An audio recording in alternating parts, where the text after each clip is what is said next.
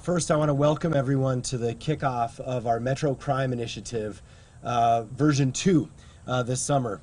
We started this program last year in response to, all the calls for fixes and efforts to deal with the gun violence that is facing our community. And we had some. We'll just give us a moment. I'm sure this happens from time to time, as we know, at our facilities and parks and whatnot. So as we look forward, we know that we were able to accomplish a little bit last year, some things that meant a lot to some people, but we have to do much, much more. And so we are back at it again, and we're going to keep fighting. And when I say we, there's a long list of folks who care about this issue who are going to speak today, and there's even a longer list of folks who are going to participate in this program again. So I'm not going to share too much beyond that, because we want to start off, I think, with a very obvious and relevant voice as to why we're doing this summer, and also why we're here today at this location, the very location where that terrible act of gun violence took one of our youth at Washington Middle School. And we're going to hear from Pamela Herndon, as well as some family members. So with that, let me start with more on that specific issue with respect to the Metro crime challenges. And so let me invite Representative Pamela Herndon up. Representative. Come on up.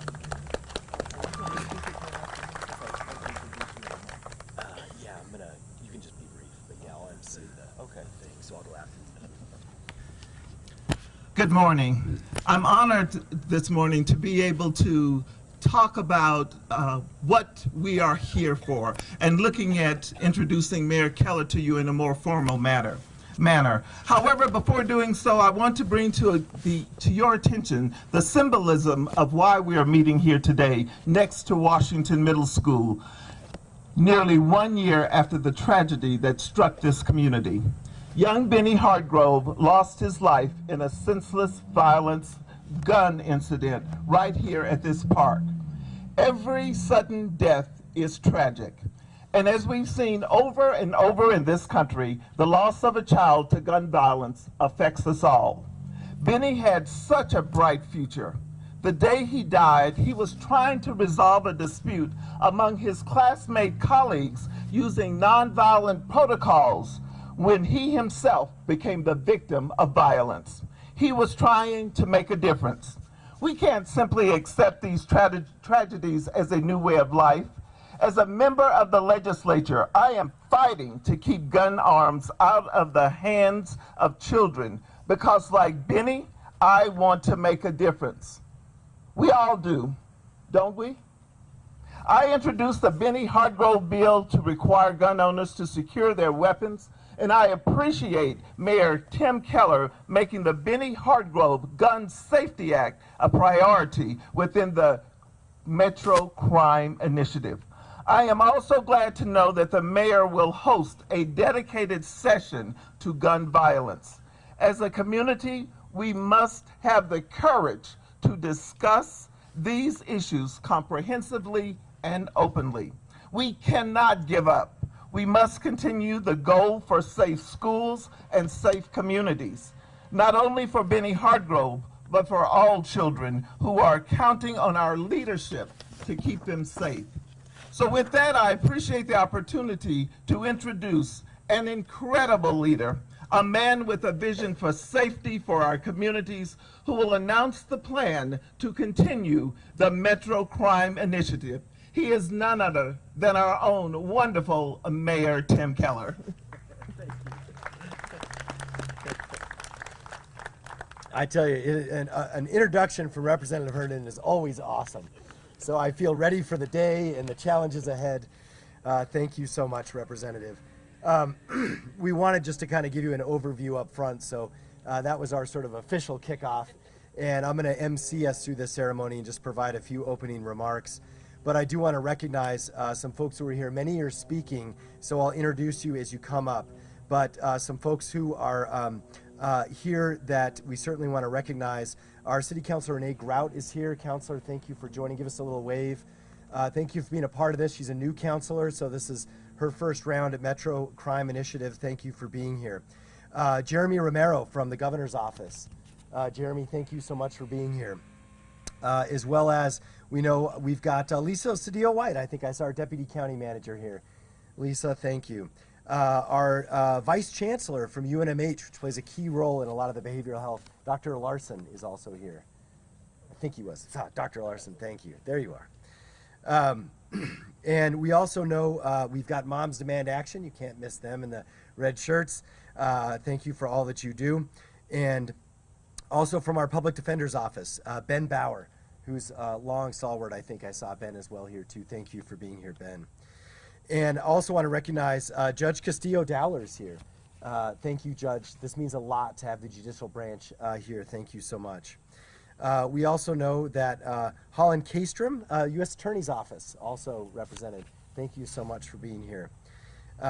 Okay, and I think also I want to mention Mariah Matthews. Is she here? Representative Matthews, Marion Matthews. Yeah, of course. Yeah, it's like as if we've just met, right? So thank you all for being here. So let me begin, because there's, again, many speakers that we want to hear from today. But this is sort of, you know, in some ways it's almost what you do at different sessions when you're trying to deal with grief and trauma. Meaning that I want to start with acknowledging the challenge that we have. One of the biggest outcomes of the Metro Crime Initiative last year was acknowledging that we have a criminal justice system in New Mexico that is just not functioning right. It does not work systematically for so many in that system, whether it's victims, whether it's individuals in the incarceration system, or it's individuals trying to get out. There are points all along the way that have significant challenges. That was step one with the Metro Crime Initiative. Step two was acknowledging that we all then have a role to play in fixing it. And we have to own that responsibility. There is no one speaker up here who can fix or change what has happened in our community. There is no one example, no one particular policy that is going to move the needle. But what we learned and what we understand about our criminal justice system is that if we each pull our own weight, that's the individual accountability. I've got to do my job as mayor. EPD has to do their job as a police department. But every other piece in that chain, from the courts to the criminal justice system, to the detention centers, to the attorneys involved, all of the above have to do their part as well. That is the only way we are going to repair a broken criminal justice system. That is the starting place. It is a shared responsibility to fix this system, but it's a responsibility that we each own individually at every level. And this is also why we're so grateful to have our legislators here, because we know that it also impacts city council, it impacts county commission, it impacts our state legislature. And again, what I'm so grateful for is at least everyone coming together and acknowledging that we are all part of the solution. And I will continue to say the same thing that we said in the legislature last year, which is that if you are an elected official or you are involved in the criminal justice system and you cannot point to what you are doing differently to fix the criminal justice system, you are not part of the solution. That is what we need, and that includes myself. If I can't tell you that every time you see me, then I should be held accountable for that. So that's on us. But what we've got to do together, right, is understand how each piece of that system works with each other and how our individual steps can then support each other. How I can support our DA, how I can support our courts, how I can support our governor's office in our legislature. That is the question I have to answer. And that's what the Metro Crime Initiative sessions are all about, so that each person in that chain of the criminal justice system, that arena of the criminal justice system, can answer that question. What are we doing to fix the broken system? That's what the Metro Crime Initiative is all about.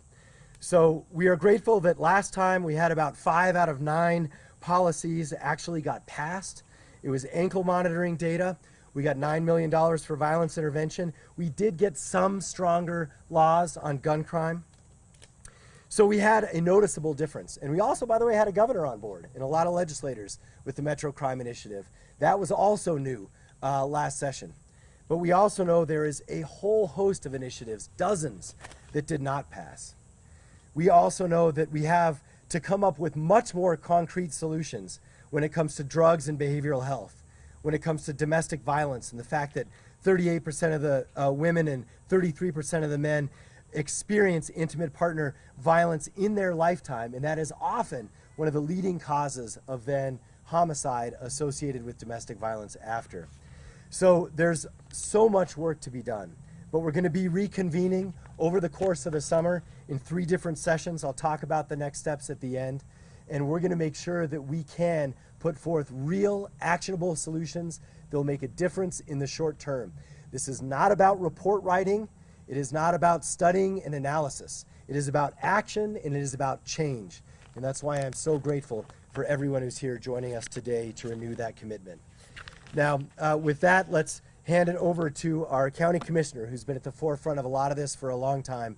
We're grateful to have her with us here today, County Commissioner Debbie O'Malley. Commissioner?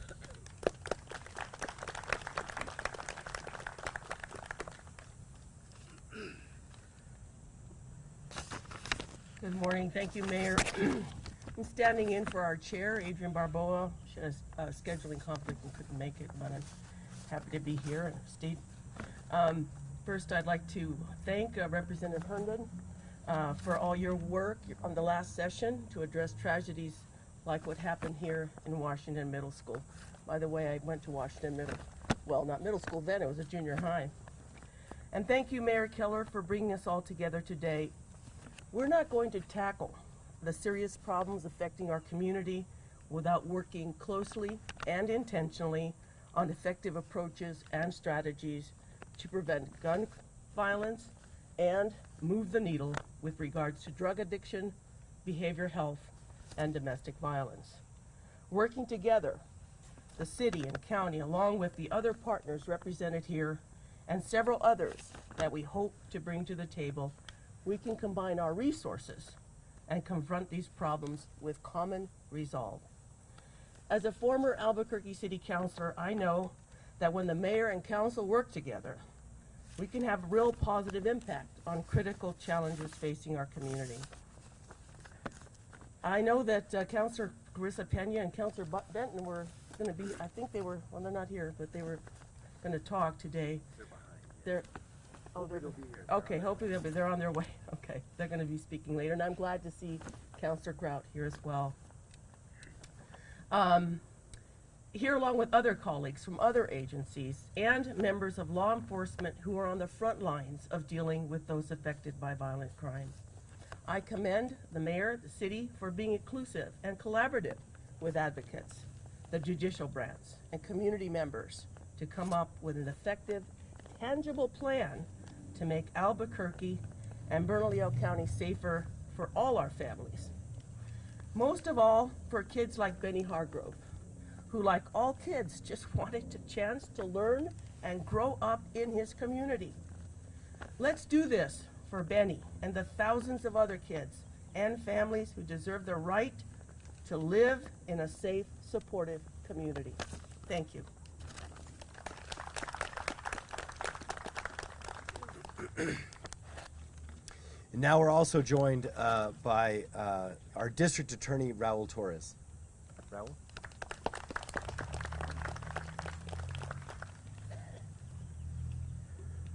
So I want to compliment the mayor and the leaders at the local level for convening the Metro Crime Initiative for a second time. I think, from my perspective, it is frankly a little sad that we continue to struggle with the issues that we have struggled with for so long in this community. But I am also encouraged by the fact that members of the legislature are here today. I want to thank Representative Herndon, Representative Matthews, Representative Chasey for being here. But I also want to urge them, as they take the lessons of this community to Santa Fe and they hear from the stakeholders, I would ask them to encourage other members of the legislature to listen, to attend, to participate in these sessions. Because ultimately, too much of this system is integrated with other institutions that operate at the state level. and require state level attention and resources, both at the judicial level but also in the legislature. And I know that we are talking about this as the Metro Crime Initiative, but we need the engagement of leaders across the entire state. And in the last 30-day session, I think a number of policy initiatives were put forward, and some of those were adopted, but too many, frankly, were left unattended. And it's my hope that in coming into a new 60-day session, the legislature will have the benefit of the collective response and recommendations of all the stakeholders who are present here today. I'm often asked about what I think we need to do to prevent crime and build a safer community in Albuquerque. And oftentimes we focus on the immediate and urgent needs of stopping gun violence or dealing with fentanyl or overdose deaths or things of that nature. But I want to highlight something else that I think is enormously consequential for future generations. Eric Griego is here today and has been long advocating for big strategic investments in traumatized children, in destabilized households, in broken homes and broken families.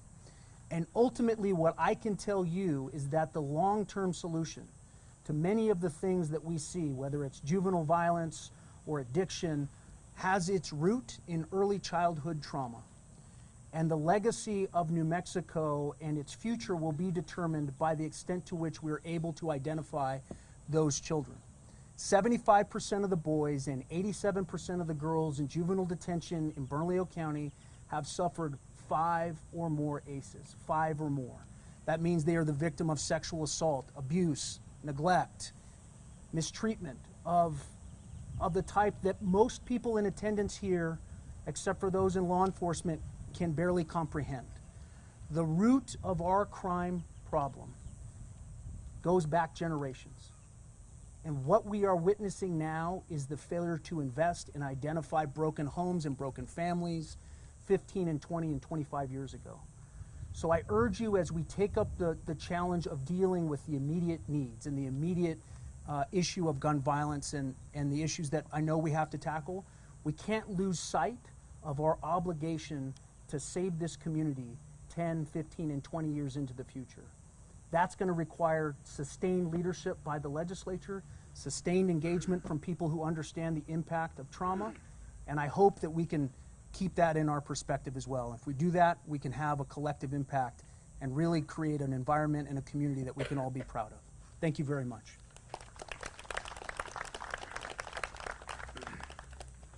Thank you so much, District Attorney. Councilor Clarissa Pena is been a wonderful supporter of this project. She actually told us that she's not going to be able to quite make it today, and we'll see if our chairman shows up. I bet, and I know he also is running late. But I want to, just for those of you following along in the agenda, we're going to keep proceeding with our speakers.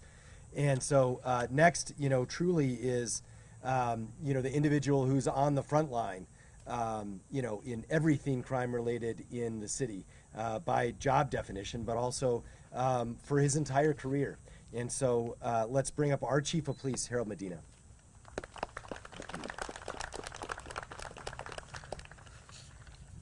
Thank you, Mayor, and thank you, everybody, for being here today. Today we're going to talk about something that we know. The criminal justice system is still broken. We've made progress. This isn't about blaming judges individually. This isn't about blaming prosecutors individually. This isn't about blaming police officers and saying that they're not doing their job or that corrections doesn't have personnel out there to work. This is about us working as a community to fix the issues that we're facing, that we've not just faced last year, that we've faced for the 25, 26 years that I've worn this uniform. These are problems that are reoccurring that just seem sometimes not to get fixed. As Mayor said, during the last Metro Crime Initiative, there was success. We now are, GPS is reported to law enforcement. The state legislature funded more resources for our victims, but there is more work to do. In the spring of 2022, I was summoned to Santa Fe. And I had to face the fact that there was an LFC report that stated that law enforcement wasn't ensuring there are consequences for our homicide offenders. And that law enforcement had to do a better job to ensure that there's accountability for those people who commit the most heinous crime in our community. The Albuquerque Police Department had already taken steps and had self-identified that there were problems within our investigative section, and I'm happy to say that in the last 6 months I've seen more homicide arrests by the Albuquerque Police Department than any other 6-month period in the history of our police department. We are at nearly 100% clearance rate for homicides within the city of Albuquerque. We're doing our part to ensure that there's proactive policing. Our statistics have almost doubled per week in what our field service officers are doing. Our felony arrests doubled. Our traffic stops have doubled. We will continue to work hard to ensure that we're doing everything we can to support the community. But those same state legislators that asked us to step up to the plate and ensure that we had to do what we had to as law enforcement as our role, I'm now asking you to realize we're 6 months later and homicides aren't going down. We still need to fix some of the processes within the criminal justice system, and I'm now challenging you to accept the responsibility that I accepted as police chief to get the investigation portions of the Albuquerque Police Department moving forward. They are not new problems. They're age-old problems. Domestic violence, drug use, gun violence. Since 2019, we've seen an increase in firearm use related to our homicides. 66% of our homicides in 2019 utilized a firearm. This year, over 90% of our homicides are involving a firearm. The toll in human lives, 47 people have lost their lives this year. That's 47 grieving families, just like the families from the years before that have lost a loved one to firearm violence, and repeat offenders and criminals who simply should not be walking the streets of Albuquerque. All over the country, fentanyl has quickly become one of our most top drugs. It's very easy to deal, it's very easy to obtain, and lately we've seen huge arrests that the Albuquerque Police Narcotics units are conducting to fight this crime and the spread of fentanyl. A few weeks ago, a patrol officer stopped a vehicle and detained a man who attempted to flee. The man turned out to be wanted. We've talked about this.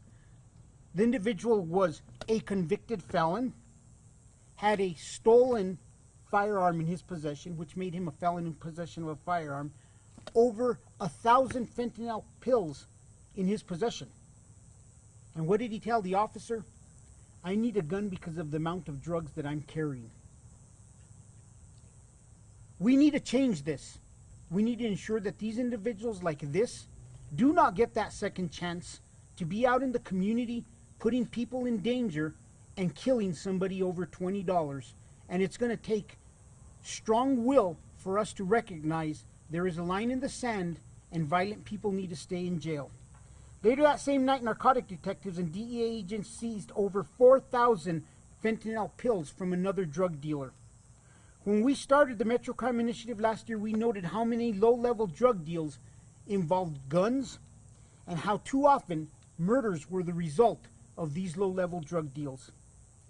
We also recognize that we have problem areas within the city.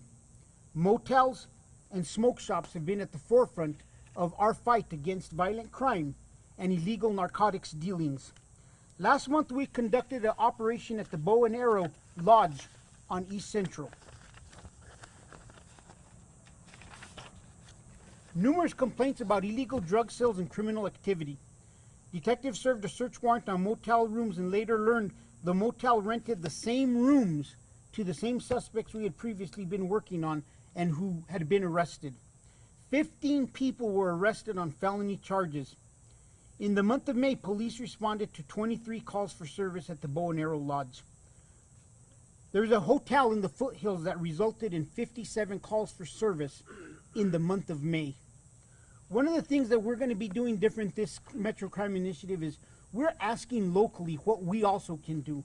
We're not just asking Santa Fe and the state legislature to help us.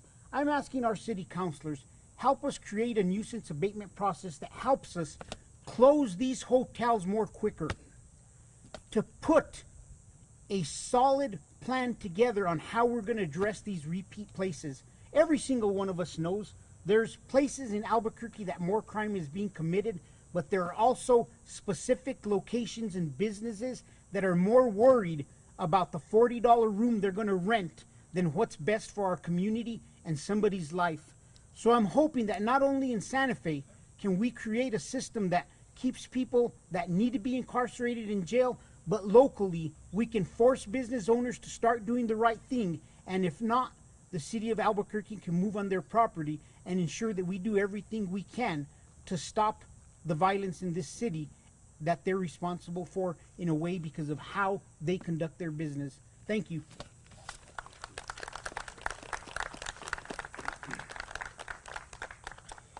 Thank you so much, Chief. And now we're very fortunate and grateful to be joined by Benny Hargrove's mother.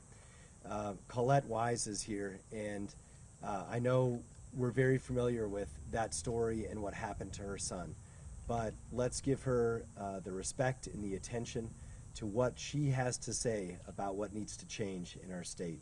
Colette?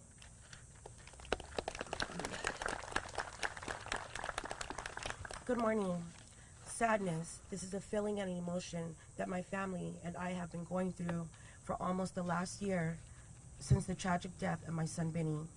As you know, my son Benny was murdered here at Washington Middle School in August of last year because of senseless gun violence from another middle school classmate.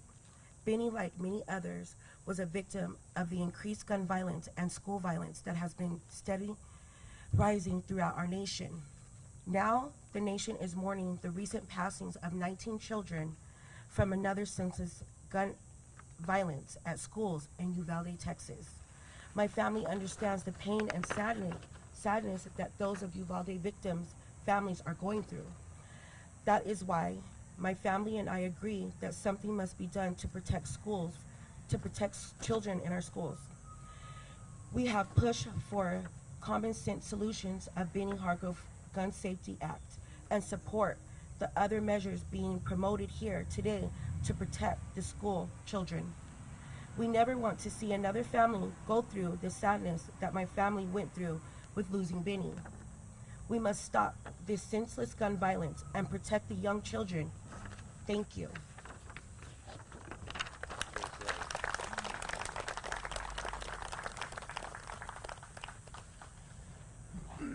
Thank you so much, Colette. Her voice began to be heard at the legislature, and I just want to emphasize what Representative Herndon said. You know, that bill I don't even think got out of committee, right? Got out of two committees. Didn't even get out of one chamber. This is part of the issue. If you're against something, vote how you want to vote. But the fact that we are not allowing these different debates to go through the full process is one of the huge reasons why these antiquated laws are still on the books, or why stronger laws are not on the books. And so I do want to encourage not only the people who are in favor of this, but if you're against it, show up and just vote the way you want to vote. Do not silence the committees. Do not bury this in process. Make sure that this is a public decision. That's what we're going to say every single time when these initiatives come up in the legislature.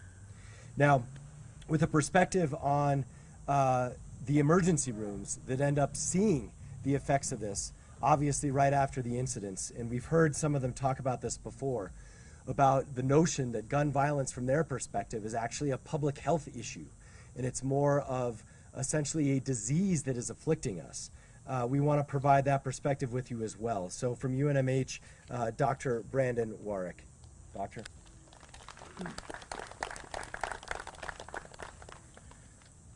Thank you for the invitation. Thank you for the opportunity to speak here. I think I'm going to start with some grim statistics. During COVID, we have seen an explosion of overdose deaths across the country, across New Mexico, to historic levels that we've never seen, almost a 30% increase from the year prior. Most of that, as already been mentioned, is led by fentanyl. Fentanyl is very cheap to manufacture. Let me change my terminology, extremely cheap to manufacture, and there's a huge profit margin in it. And it is very difficult, despite best efforts of our law enforcement, to stop. I think it's time that medicine starts stepping up and helping with that. At UNM, we're working hard to increase the capacity for patients who have an opioid use disorder to get treatment, both here in Albuquerque as well as the state. At this point in time, if you feel that you have an opioid use disorder, you can present to UNMH Hospital or Presbyterian Hospital and ask for help. And in the emergency departments have been now trained and up and running to help with that. Going also forward, I applaud the mayor, the people standing behind me for wanting to work together. Quoting Mayor Keller, this isn't something that's going to go away overnight, and we're going to have to work together. It didn't get this way overnight, and I believe that true teamwork is going to help out and provide solutions that we have yet to be seen. One example of this is at MDC currently, we're offering methadone and buprenorphine as well as other addiction services to people who are incarcerated. This is something that has been being asked at a federal level under now 3 different presidents, and yet is really slow to be adopted. Here in Albuquerque, we are leading the way. The original research that's coming out of the science is also starting to evolve. So I am really proud to be here and to be part of a system where we're putting things together. We're on the forefront recognizing this. We have a mayor, we have a council that wants to do more. I look forward to what we're going to be able to do in the coming years. Thank you.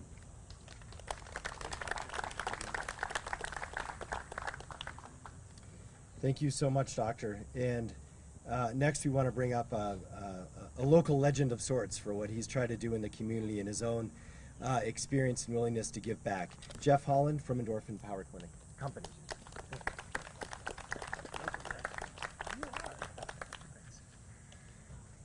Thanks for asking me to speak. I consider this to be a service to my community, and there's a lot of meat on the bone that we've been talking about right now. And you know, at the point of recognition, we become accountable. I talk about that with my clients and my residents, and I think we've recognized there's a problem, and now we have to be accountable to that. And being accountable is not desensitizing our children to extreme gun violence. Being accountable is not teaching them how to hide and how to adopt military tactics because there's an active shooter. That's not being active. That's desensitizing an entire population to the violence. And so what you've heard prior to me coming up here is a bunch of people with solutions, but they don't become action until we get behind them and let our leaders know that we're serious about this. And I don't think there's anything more serious than protecting the youth of our communities.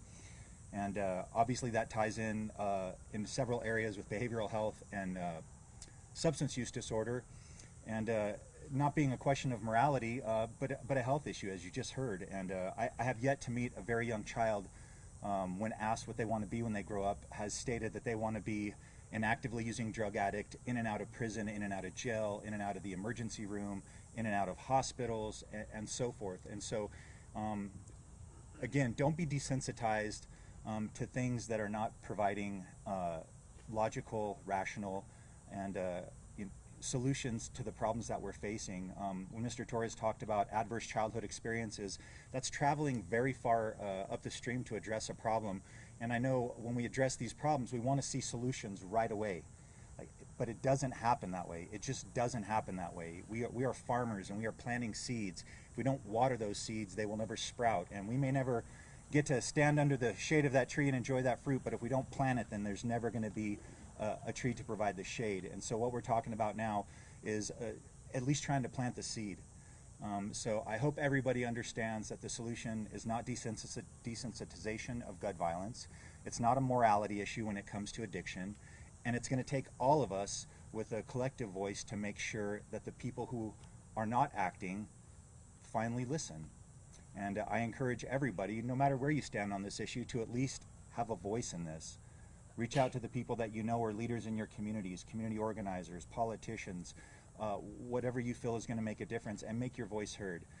But what we're experiencing now in terms of the fentanyl crisis and gun violence across our country as well as in our community is absolutely unacceptable. And so at this point of recognition, I think we all become accountable. Thank you.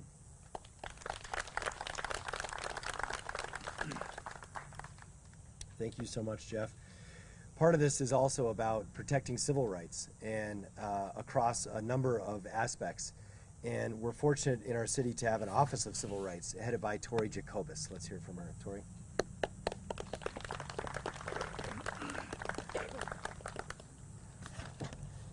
Good morning. Mayor Keller, thank you for gathering us here today to talk about these important and critical matters. Thank you all for taking the time out of your morning to gather to be a part of the solution in preventing and reducing crime, specifically domestic violence in our community. For far too long, domestic violence has been treated like a problem that only belongs behind closed doors. Not anymore. The Keller administration has recognized that domestic violence is a major public health problem in our community. As many as 20% of homicides in the last few years were related to domestic violence. As many as 1 in 3 women and 1 in 7 men are survivors of domestic violence in our community. This is not a small problem, and it's very clearly one that affects all of us in some way. The city of Albuquerque has stepped up and developed several strategies to reduce and prevent domestic violence. Mayor Keller created a domestic violence task force made up of community members from the advocacy community, service providers, APD, AFR, and survivors of domestic violence. You've actually heard from some of those task force members today, including our representative Pamela Herndon. Like the Metro Crime Initiative, the task force spent several months creating specific, measurable, and actionable recommendations for the city of Albuquerque that the city of Albuquerque can and should take in reducing and preventing domestic violence. Last year, the task force delivered 39 recommendations to Mayor Keller that focused on improving coordination between city agencies and community agencies, changes to city ordinances and policies, and increasing services by optimizing grant funding. We hired a domestic violence and gender-based violence coordinator, Isis Roybal, who's here today, to work directly on carrying out these recommendations and to continue to turn to the community to meet their needs.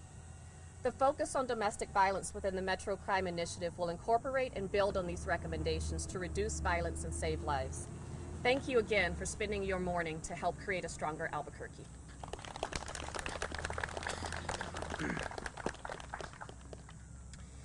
Now, to continue on the domestic violence side of this equation, we also are joined by the head of the Coalition Against Domestic Violence, Teresa Garcia. Teresa?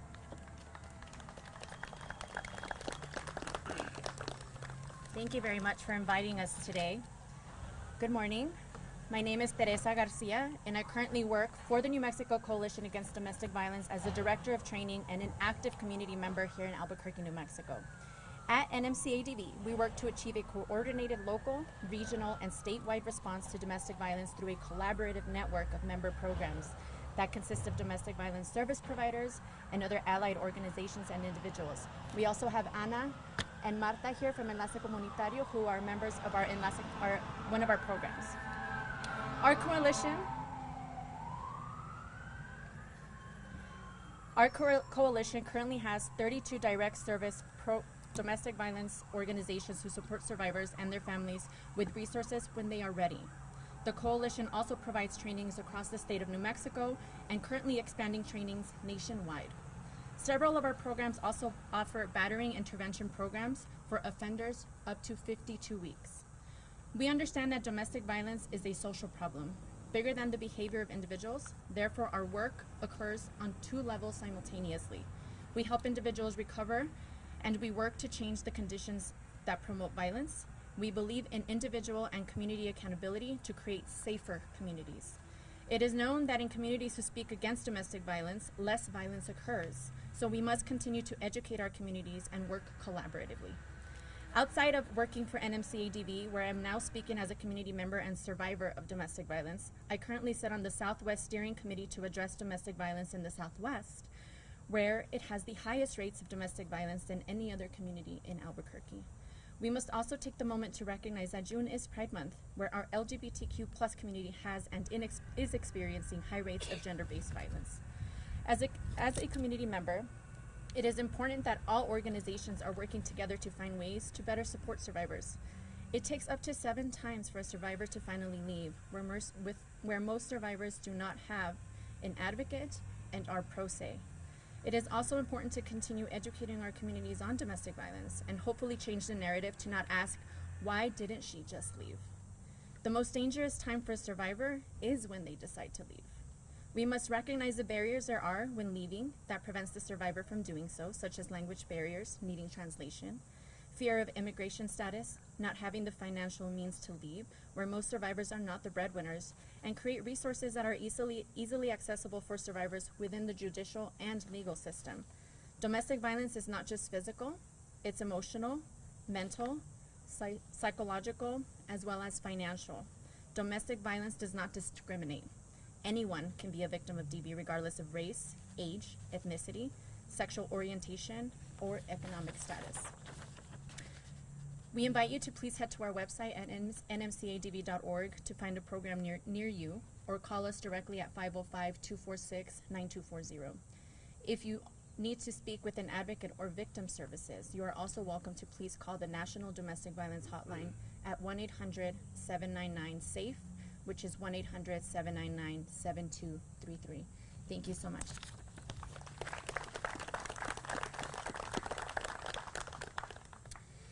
Now, we're also very fortunate to be joined by the chairwoman of the House Judiciary Committee. And Representative Chasey is an extraordinary legislator. She's been at this for quite some time. She's one of the few people, I think, in the state who understands 2 important connections. Number one, that important connection between root causes and also consequences of those root causes. Also, someone who understands the connection between the city of Albuquerque and the rest of the state of New Mexico. You know, we call this the Metro Crime Initiative because literally all these individuals, we all live here physically and we do this work every day together. But we also know this is absolutely, unfortunately, more than ever before, it is a statewide issue. Whether it's because of the fentanyl trafficking, whether it's because of the state investments that come into early childhood and adverse situations for our youth, or it's just writing state laws. These are statewide issues, and that's why we're so grateful to have a chairwoman of the House Judiciary Committee representing right here in the heart of Albuquerque, Representative Chairwoman Gail Chasey.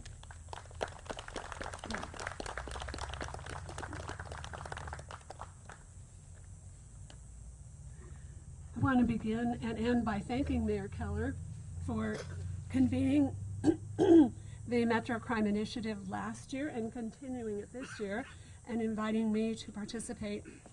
But first, I really want to extend my deepest condolences to Benny's family. I am so sorry that you have to be part of this. And even had you not had to be part of this, we would still need to be advocating for other children. It broke my heart. My heart broke again with Uvalde, and I know all of us feel the same way.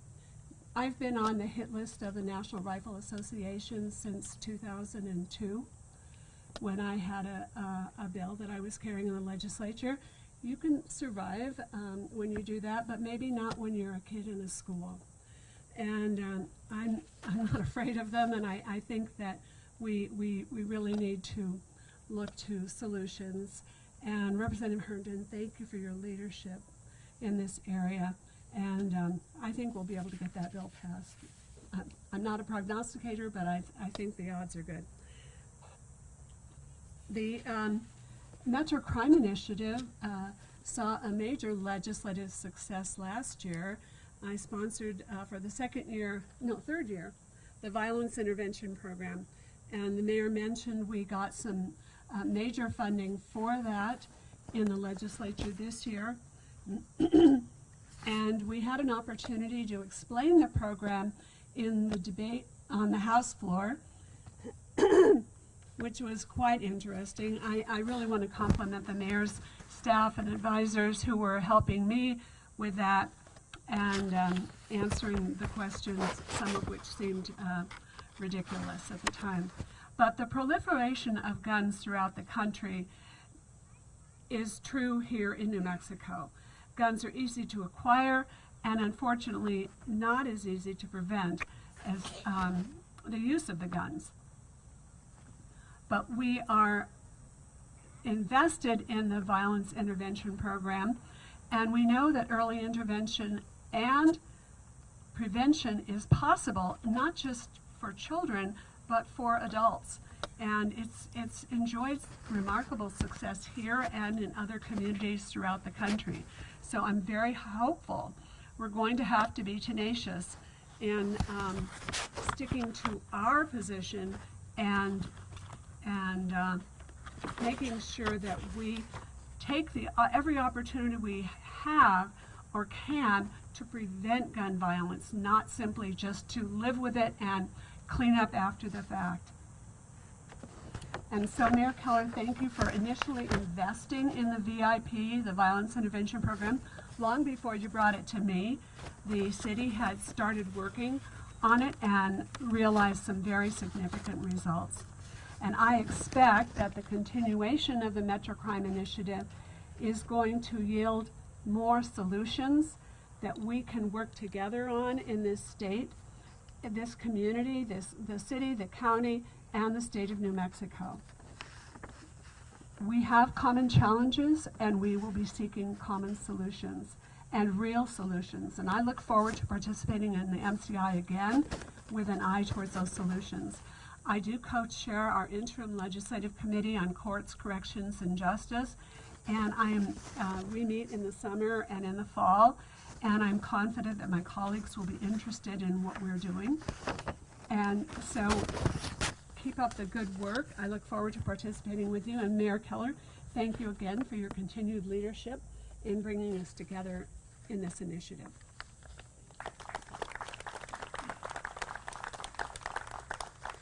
Well, thank you so much, Chairwoman, and that is a good segue into talking about what's next. And so first I want to mention that the MCI-1 carryover topics that we're going to be discussing include the red flag amendments. And we've seen this with Uvalde, this notion that red flag laws are best practices and are good, and then it's like, well, we have them in New Mexico. Newsflash, they do not work. They are not effective.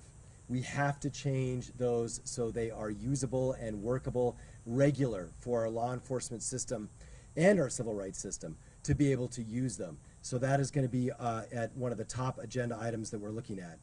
We're also looking at a shared data platform. This, again, can sound a little bit dry in a sense that what's the connection? But look, all of these cases, and especially when you look at things like domestic violence, childhood issues going through CYFD and so forth, data is a huge stumbling block for part of the criminal justice system, as is tracking backlogs. You know, there is no way to actually understand the delayed justice issues that are happening at different levels of the courts or the corrections system because we don't have a shared database for that, even with our own police departments. So that's something that we're going to be talking about once again. As we mentioned too, the notion of access to handguns in the home, which is known as, of course, the Benny Hargrove bill, is going to be at the top of the agenda this year. And we are going to continue to look at pretrial detention. We know it was controversial last year, and it doesn't matter. We have case and case after case, victim and victim after victim, lined up, ready to tell you that the current system does not work. And so we'll absolutely be looking at that again. Now, the second session is going to include a lot more topics with respect to gun violence and access to weapons coming out of what's happening all across the country to make sure that we're synced up with Washington and their policy changes as well. So session 1 is going to be on July 19th. It's going to be 10 to noon. We're going to send all this information out publicly as we did before, and that's going to focus on guns. Session 2 is going to focus on drugs and behavioral health. That's going to be from 9 a.m. to noon on August 16th. In between these meetings, there's going to be separate subcommittee discussions as well as connections with Representative Chasey's committee and the Courts in Criminal Justice and Courts Corrections Coordinating Council. That again is another sort of ongoing monthly triage already in our community. We're going to make sure two of those are connected this year. And then session 3 is also going to focus on especially domestic violence on September 20th from 10 a.m. to noon. We'll be sharing all the locations, different ways to join, both in person and virtually. And of course, we'll have all the summaries and so forth online. We want to, I think, end with 2 points. Number one is that just like before, you know, really frankly, before we started the Metro Crime Initiative, almost everyone here was working hard on crime and on their particular area of expertise. That is not in question. And so when people say in our community, you know, no one's working on blank or no one's working hard, I just want to acknowledge every single person who's here today, from law enforcement to community advocates, for the work that they do every day. That's what they've been doing. What MCI does is it is essentially forcing us to do that work together and to have a shared agenda going forward. That's what's different, and that was, I think, so powerful last time. Now, I also want to share who's going to be organizing this. It's going to be basically the same individuals as before, but one is, of course, our senior policy advisor for the Albuquerque Police Department, Damon Martinez, our former U.S. attorney. He's out, he's a reservist, and I think he's on his reserve duty this week. He'll be working on this from one side. Also, as was mentioned earlier, our chief of policy, our deputy chief of staff for policy, Eric Riego, is going to be a newcomer to this process this year. We're fortunate he's back at the city, of course, a former city councilor and a former state senator. So welcome needed horsepower for this effort. And then there's going to be all the partners that we mentioned before, as well as lots of other specialists in different areas from law enforcement, APD, and of course from throughout our criminal justice system. And I think I want to close by saying this. You know, our representative mentioned the Violence Intervention Program, the VIP program. And I just want to tell you, I think, an example of yet again why it's so important to have this discussion happen. You know, when I came into office, I said, well, you know, what are we doing about violence intervention? And actually, it was our district attorney who's like, why aren't you doing violence intervention? And I said, you know, at the time, I didn't even know what it was. And so I committed to him that I would learn up. And what we, of course, both learned is that you got to have a police department doing that because it's fundamentally a police activity with a lot of other partners. But that is one of many, many examples where that idea was really born out of a conversation between Raul and I. That's it. And the question is, how do those conversations happen dozens of times throughout a summer in a time of desperate need for our city? That's what the MCI is about. It's about those connections happening at every level, at the elected level, but also at the staff level. And then it's about being able to execute on those and not having to wait 4 more years down the road to do it. So with that, we're going to wrap things up. And we certainly can take questions, but because of the number of folks here, what I would ask is that Rebecca's here from APD and Dan Hirone, I think the media knows them. If you want to talk to anyone or have questions, just talk to them. I know I'll stick around as many others were. So with that, I want to thank everyone for coming, especially the Hargrove family. And I hope we can bring some amount of justice to what you've been speaking to today. Thank you.